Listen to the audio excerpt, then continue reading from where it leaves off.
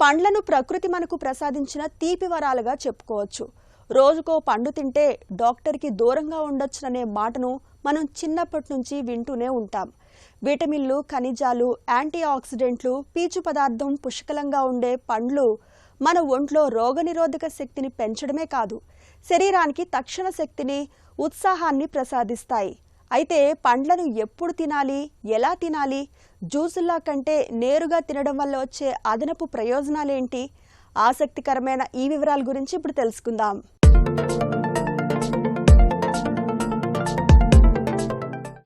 పండ్లు అంటేనే పోషకాల పుట్ట. మన శరీరానికి కావలసిన విటమిన్లు, మినరల్స్, యాంటీ ఆక్సిడెంట్లు పుష్కలంగా లభించే సహజ సిద్ధమైన పోషకాల్ని అందిస్తాయి. ప్రతిరోజు ఉదయం అల్పాహారంతో పాటు తీసుకునే యాపిల్ లేదా అరటిపండు రోజంతా కావలసిన తక్షణ శక్తిని అందిస్తాయి. మధ్యాహ్నం వేళల్లో నీటి శాతం ఎక్కువగా ఉండే పుచ్చకాయ, బొప్పాయి లేదా కర్బూజా తినడం వల్ల జీర్ణక్రియ మెరుగవుతుంది.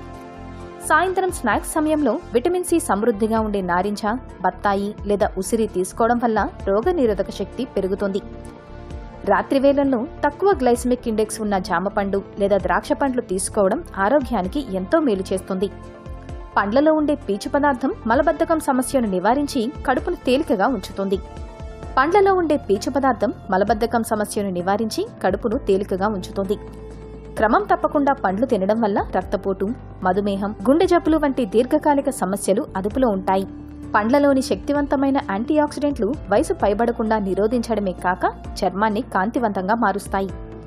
జ్యూసుల కంటే కూడా పండ్లను నేరుగా ముక్కలుగా కోసుకొని నమిలి తినడమే శరీరానికి పూర్తి పోషకాలను అందిస్తుంది.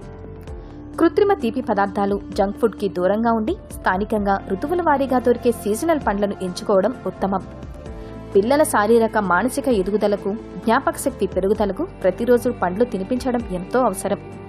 వయసుతో సంబంధం లేకుండా ప్రతి ఒక్కరూ రోజుకు కనీసం 2 వేర్వేరు రకాల పండ్లను తమ ఆహారంలో భాగం చేసుకోవాలి. పండ్లను తినే ముందు ఉప్పు నీటితో శుభ్రంగా కడగడం వల్ల వాటిపై ఉండే పురుగుమందుల శేషాలు తొలగిపోతాయి. ప్రకృతి మనకిచ్చిన అమృతం లాంటి ఈ పండ్లను అలవాటు చేసుకుంటే చాలు, మన ఆరోగ్యం బేషుగ్గా ఉంటుంది. బయట నుంచి ఎలాంటి సప్లిమెంట్లు తీసుకోవాల్సిన అవసరం అసలే ఉండదు.